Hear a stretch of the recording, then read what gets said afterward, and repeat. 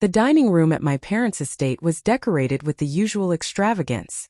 Crystal stemware caught the chandelier light, fresh flowers came from some exclusive florist, and the place settings probably cost more than most people's monthly rent. Thanksgiving at the Harrington household was less about gratitude and more about showing off. My sister Charlotte sat at the head of the table opposite our father, her position a not-so-subtle reminder that she was the heir apparent to the family legacy. At 32, she was the CEO of Apex Nexus Systems, a software company that had gone public 2 years earlier with considerable fanfare. The stock had performed well enough to make her wealthy far beyond our already substantial family money, and she never let anyone forget it. "I'm serious, Emily," Charlotte continued, her voice carrying that particular tone of condescension she reserved especially for me. "At some point, you need to accept that dabbling in the stock market with your little nest egg isn't the same as real investing. It's cute, but it's not serious wealth management." My brother-in-law Tyler chuckled, swirling his wine. "Charlotte's right. I mean, what are you working with, Emily? 100, 200,000? That's nice for a hobby, but it's not the kind of capital that moves markets." "I think it's sweet," my mother added, her smile not quite reaching her eyes. "Emily has always been more modest in her ambitions. Not everyone needs to be a titan of industry." I continued cutting my turkey, keeping my expression neutral. "The stuffing is excellent this year, Mom." "Don't change the subject," Charlotte pressed. She was enjoying this, surrounded by family and the 3 members of her executive team she had invited to Thanksgiving.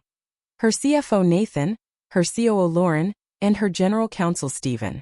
She loved an audience. "I'm genuinely trying to help you," she went on. "You're 29 now. You should be thinking seriously about your financial future instead of playing around with index funds or whatever it is you do." "I appreciate your concern," I said mildly. "Do you even have a financial advisor?" Nathan asked, his tone suggesting he already knew the answer. "Someone managing your portfolio professionally?" "I manage it myself." The table erupted in polite laughter. My father shook his head fondly, as if I'd said something charmingly naive. "That's exactly the problem," Charlotte said. "Look, I know you've never wanted to work in the family business or do anything corporate, and that's fine. But managing your own investments without professional guidance is just irresponsible, Emily. You're leaving money on the table." "Perhaps," I said, taking a sip of water. Lauren leaned forward. "Charlotte, didn't you mention that Apex Nexus has an excellent wealth management division now? Maybe Emily could benefit from their services. Family discount." Charlotte's eyes lit up. "That's actually perfect, Emily. Our wealth management team is top tier. They could probably triple your portfolio in 5 years with proper strategy. I'll set up a meeting for you.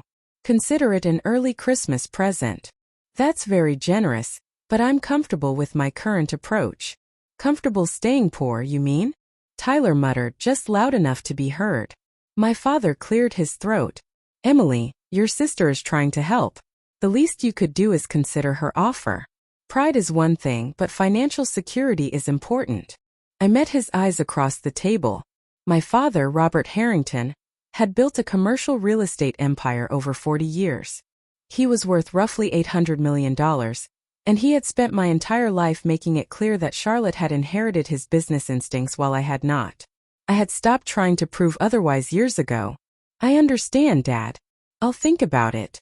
"Thinking about it is great," Charlotte said, her voice dripping with false encouragement. "But you also need to act, Em. That's always been your problem. You think and never actually do anything bold. That's why you're still playing with small investments while some of us are actually building wealth." Nathan raised his glass. "To bold action and real wealth building." Charlotte's leadership has taken Apex Nexus from a $400 million valuation at IPO to over $2.8 billion today. That's the kind of vision we're talking about. Everyone toasted. I raised my glass slightly but didn't drink. The conversation moved on to Charlotte's recent acquisition of a smaller competitor, a deal that had made headlines in the tech press. She held court, explaining her strategic vision while her team nodded appreciatively, and my parents beamed with pride. I let their words wash over me, barely listening. My phone buzzed in my pocket. I ignored it. It buzzed again and again. "Emily, could you please silence that?" my mother said sharply. We're having family time. Sorry, I said, pulling out my phone to switch it off, but the screen made me pause. 15 missed calls from a number I recognized.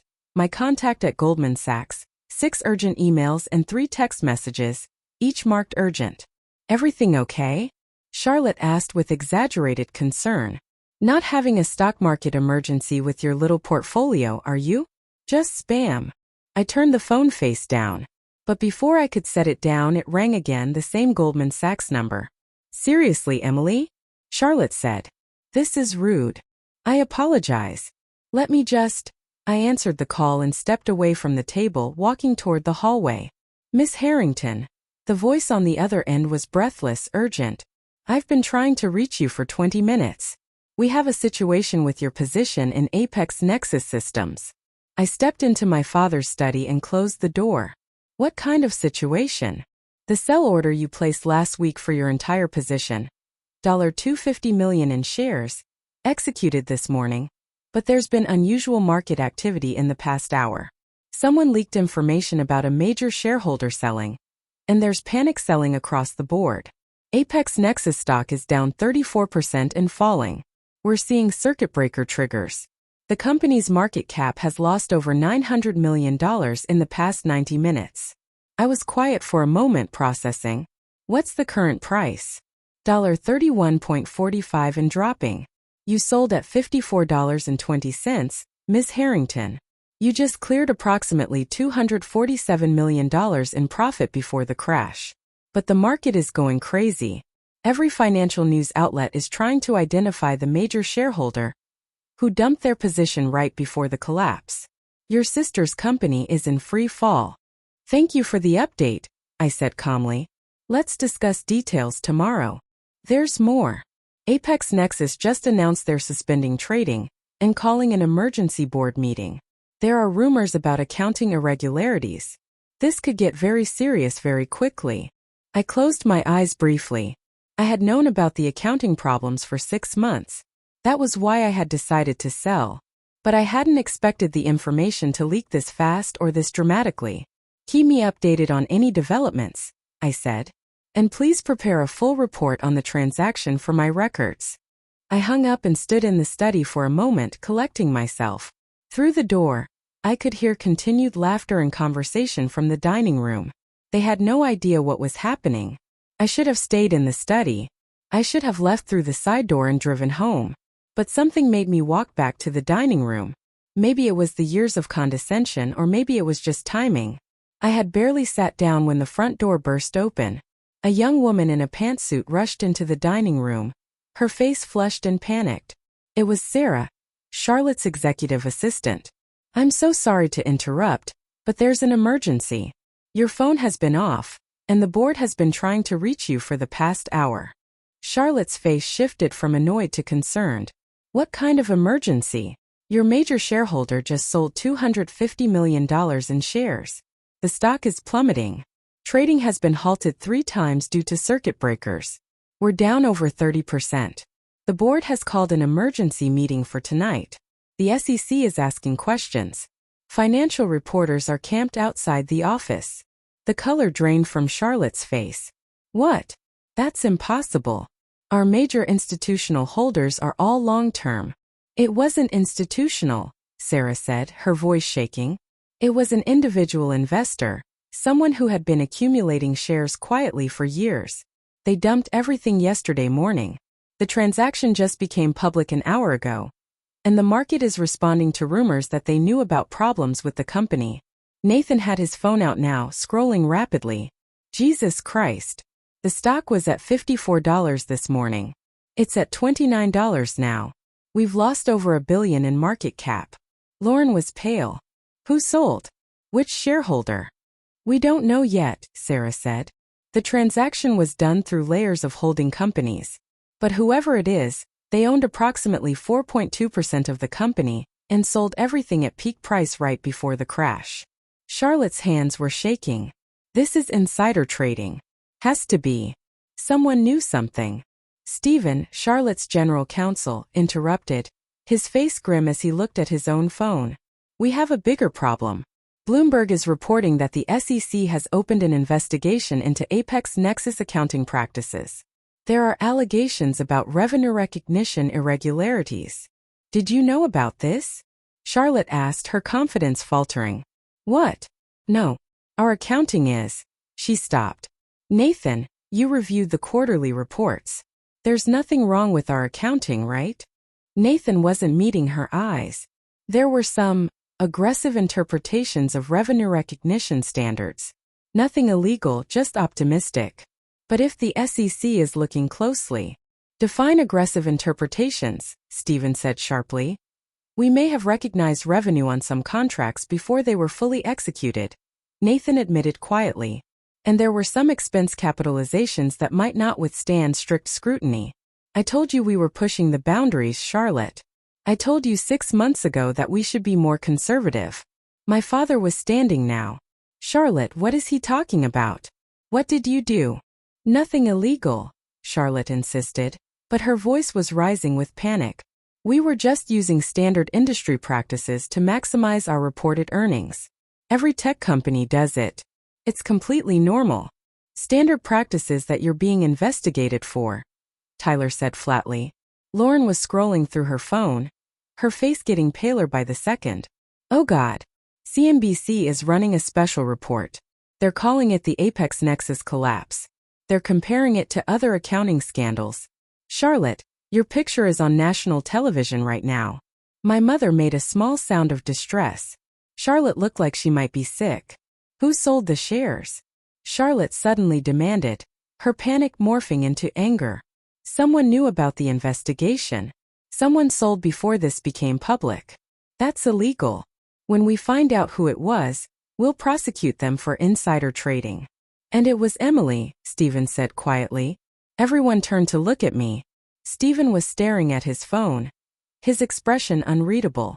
I just received an email from our transfer agent. The major shareholder who sold is listed under Harrington Capital Holdings LLC. That's Emily's holding company. I remember because we had to file when she crossed the 5% ownership threshold 3 years ago. The silence was absolute. Charlotte's face went through several colors. What? Emily owned 4.2% of Apex Nexus Systems. Stephen continued, his lawyer voice steady even as he looked at me with something like awe. Based on today's numbers before the crash, her position was worth approximately $252 million. She sold at $54.20 per share. Given that the stock is now trading at $29, she avoided losses of roughly $110 million and secured gains of approximately $247 million. My father sat down heavily. That's not possible. Emily doesn't have that kind of capital. She doesn't. When did you buy? Nathan interrupted, his mind clearly working through the implications. When did you start accumulating shares? 7 years ago, I said quietly. Right after I got my MBA from Stanford GSB. I started with a $2 million inheritance from grandmother Harrington. I bought shares in several companies that I believed were undervalued. Apex Nexus was one of them. This was back when it was a private company worth about $80 million. I bought in at $8 per share through a private placement round. You bought before the IPO, Lauren said, stunned. Do you know what that position was worth? I'm aware. Charlotte found her voice. You've been a major shareholder in my company for 7 years, and you never told me. You never asked, I said. And you made it very clear over the years that you didn't want my input or involvement in anything business-related. You've spent every family gathering for the past decade telling me, I don't understand real investing or serious wealth management. But you live in a normal apartment in Denver, Charlotte sputtered. You drive a Toyota. You dress like someone who doesn't need to prove her wealth to feel valuable. Yes, I finished. I do. Tyler was staring at his phone now. Jesus. Emily, are you the Harrington that's trending on Twitter right now? Financial Twitter is going insane trying to identify the mysterious investor who perfectly timed the Apex Nexus exit. They're calling you the Oracle of tech stocks. I'm not an oracle, I said. I just do my research. Research? Nathan repeated. What kind of research? The kind where you actually read financial statements instead of just the summary reports, I said, looking directly at him. 6 months ago, I noticed irregularities in Apex Nexus revenue recognition. The numbers didn't match up with industry standards or with comparable companies. I dug deeper and found concerning patterns in how expenses were being capitalized versus expensed. It suggested aggressive accounting that was technically legal, but ethically questionable and likely unsustainable. I turned to Charlotte. I actually tried to tell you. Remember last spring when I asked to talk to you about Apex Nexus? You told me you didn't have time to explain business concepts to someone who played with stocks as a hobby. So I made the decision any investor would make when they lose confidence in a company's financial practices. I sold my position. You destroyed my company, Charlotte shouted. Your selling triggered a panic that wiped out billions in value. No, I said calmly. Your aggressive accounting triggered an SEC investigation that destroyed confidence in your company. The market found out about the investigation and responded accordingly. I just happened to sell before that information became public. That's insider trading, Charlotte insisted. You had inside information and I had publicly available information that I analyzed more carefully than your own CFO apparently did, I interrupted. Every piece of data I used to make my decision was in your public filings. Anyone could have done the same analysis. They just didn't. Stephen cleared his throat. Actually, Charlotte, Emily is right. If she based her decision solely on public filings and her own analysis, that's not insider trading. That's just good investing. We'd have a hell of a time proving she had material non-public information. She's my sister, Charlotte screamed. She had access to nothing, I said firmly. You've excluded me from every business discussion, every family business meeting, every conversation about Apex Nexus for 7 years. You made absolutely certain I had no inside access to any information. Congratulations. That means there's no possible insider trading claim. My mother was crying now. My father looked like he'd aged 20 years in 20 minutes. Nathan spoke up, his voice hollow. The emergency board meeting is in 2 hours. Charlotte, we need to prepare. The SEC investigation is real. If they find what I think they'll find, we're looking at restatements, fines, possibly criminal charges depending on what they determine. Criminal charges? My mother gasped. For accounting fraud, yes, Stephen said quietly. If they determine that revenue was intentionally misstated to deceive investors. Charlotte's legs seemed to give out. She sat down hard in her chair. I didn't. I wasn't trying to deceive anyone. I was just trying to show growth, to keep the stock price up, to make shareholders happy. By lying about your financial performance, I said, not unkindly. Charlotte, I know you didn't mean for it to go this far. But you surrounded yourself with yes-men who told you what you wanted to hear instead of what you needed to know. And when someone tried to raise concerns, you dismissed them because you thought you were smarter than everyone else. You could have pushed harder, she said, tears streaming down her face. If you knew something was wrong, you could have insisted. I tried. You told me to stay in my lane. You told me my little investments weren't serious. You spent years making it clear that my opinion had no value to you. I paused. I'm sorry this is happening. I really am. But I'm not responsible for your choices. Sarah was pulling at Charlotte's arm. Ma'am, we really need to go. The board is waiting, and the press is getting more aggressive. Charlotte stood shakily. She looked at me one last time, her expression a mixture of betrayal, anger, and something that might have been respect. How much are you worth now, Emily? After selling approximately $890 million, I said quietly. Apex Nexus was my largest position, but I've been investing in other companies for years. I have positions in 16 companies across various sectors. Most of them are doing quite well. My father's whispered Jesus Christ was barely audible. You're worth more than me, Charlotte said. It wasn't a question. Yes. More than Dad, too. She laughed, a broken sound.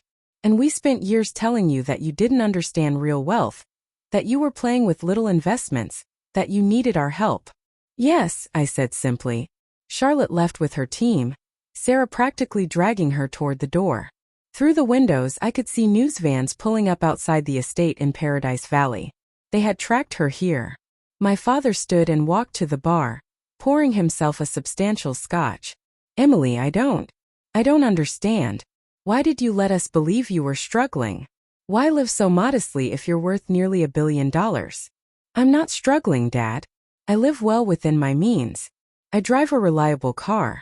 I have a comfortable apartment in Denver. I don't need a mansion or a luxury vehicle to feel successful. I paused. And honestly, I was curious how long it would take for any of you to ask about my life instead of making assumptions about it. 7 years, my mother said softly. It took 7 years and a financial catastrophe for us to actually pay attention. 8 years, I corrected. I started investing 9 years ago. I've been building wealth for almost a decade, and none of you noticed because I wasn't loud about it. I wasn't flashy. I just did the work. Tyler spoke up, his voice subdued. What happens now to Charlotte, to Apex Nexus? That depends on what the SEC finds, I said. If the accounting issues are as serious as I think they are, she's looking at significant fines, possible restatement of several years of financial reports, and criminal charges if they determine there was intent to defraud. The company might survive if they clean house and implement proper controls, or it might not. Can you help her? My mother asked desperately. You have money now. You could. Could what? Buy back into a company that's being investigated for fraud? That would be financial suicide. Mom, I sold my shares because the company is fundamentally unsound. Throwing money at it won't fix that. But she's your sister and she spent years treating me like I was financially illiterate, I said, not harshly but firmly. I'm sorry she's in this situation. I genuinely am. But I'm not going to destroy my own financial position to save her from the consequences of her own decisions. My father drained his scotch. What will you do now? Go home. Continue managing my portfolio. Maybe take a vacation. I've been thinking about New Zealand. I stood up. I should go. I have some calls to make. Emily, wait, my father said. He looked lost, older than I'd ever seen him. I owe you an apology. We all do. We underestimated you. We dismissed you. We made you feel like you weren't successful, because your success didn't look like what we expected. Yes, you did, I agreed. Can you forgive us? I considered the question. Eventually, maybe. But right now I need some space. This has been a lot. My mother stood and walked over to me. I'm proud of you, she said, her voice cracking. I should have said that years ago. I'm so proud of what you've accomplished, even if I don't fully understand how you did it. Thank you, I said. That means something. I left through the side door to avoid the press gathering at the front. My Toyota was parked on the street, unremarkable among the luxury vehicles. I sat in the driver's seat for a moment, processing everything that had just happened. My phone rang. Goldman Sachs again. Ms. Harrington, we have 3 major media outlets requesting interviews about your Apex Nexus exit. Bloomberg, CNBC, and the Wall Street Journal. They're offering. No interviews, I said. I'm a private investor. I don't seek publicity. But Ms. Harrington, this is a major story. You perfectly timed one of the biggest tech stock crashes of the year. People want to know. They can wonder, I said. I'm not interested in being famous. I'm interested in making good investment decisions quietly and living my life. Please decline all media requests on my behalf. As you wish. But I should mention that several venture capital firms and hedge funds have reached out asking if you'd be interested in managing their money or serving as an advisor. The fees they're offering are substantial. I smiled. Tell them I'll think about it, but I'm not making any commitments right now. I drove home through the evening traffic to my modest apartment building in Denver. A welcome sight. My 1-bedroom unit on the 4th floor was small by my family's standards, but it was mine, and I had bought it outright with cash 5 years ago. Inside, I made tea and opened my laptop. My investment dashboard showed the day's activity. Apex Nexus was still falling, now trading at $24, down over 55% from the morning. Other positions in my portfolio were green, up for the day. Overall, I was up $247 million on the Apex Nexus sale, and another $12 million on my other positions.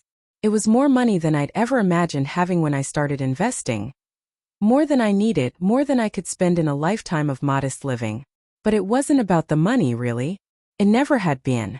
It was about being underestimated and proving them wrong without saying a word. It was about doing excellent work quietly and letting the results speak for themselves.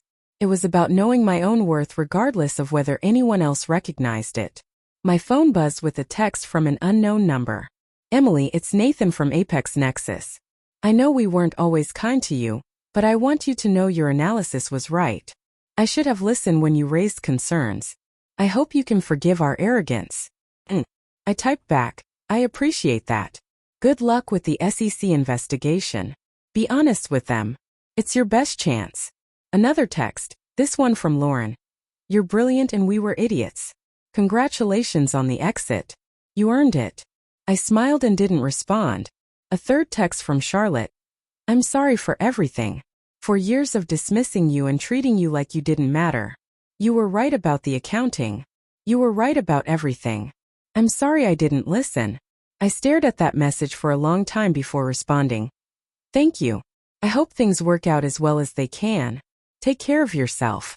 The next morning, I woke up to find that Apex Nexus had continued falling overnight in after-hours trading. The SEC investigation was expanding. Charlotte had been placed on administrative leave by the board. CFO Nathan had resigned. The story was dominating financial news. But I had also received 17 voicemails from investment firms, dozens of emails from venture capital groups, and one particularly interesting message from a professor at Stanford GSB, asking if I'd be interested in teaching a course on value investing and financial analysis. I thought about that one while drinking my coffee. Teaching could be interesting, helping other investors learn to do proper due diligence, to read financial statements critically, to make decisions based on data rather than hype. My phone rang. My father. "Emily, I wanted to apologize again and to ask, would you be willing to look at some of my commercial real estate holdings? I've been wondering if I might be missing things the way I missed what Charlotte was doing. I trust your judgment." I should have always trusted your judgment. "Send me the financial statements," I said. "I'll take a look." "Thank you, Em. Your mother and I would like to have dinner with you, just the three of us. No business talk. Just getting to know our daughter again. The real you. Not the version we invented in our heads." "I'd like that," I said. "Maybe next week." "Next week is perfect." After we hung up, I opened my laptop and started reviewing my portfolio. I had flagged 3 companies for deeper analysis, all showing early warning signs similar to what I'd seen at Apex Nexus. Time to dig into their financial statements, read between the lines, look for the truth hiding in the footnotes. This was what I did. This was who I was. Not someone chasing flashy returns or bragging about wealth, but someone who did the work, made careful decisions, and built something real. My family had finally seen it. They had needed a $900 million market collapse and a major financial scandal to notice, but they had seen it. Better late than never, I supposed. I pulled up the first financial statement and started reading line by line, number by number, looking for the story the company didn't want to tell. This was real investing. Quiet, careful, methodical work that paid off, not in press coverage or family admiration, but in results that spoke for themselves. My phone buzzed one more time. A news alert. Apex Nexus CEO Charlotte Harrington steps down amid SEC investigation. Stock down 67% from peak. I closed the alert and returned to my analysis. Some lessons cost $900 million to learn, and sometimes the person everyone underestimated turns out to be the only one who knew what they were doing all along. I took a sip of coffee and smiled. Time to find the next opportunity.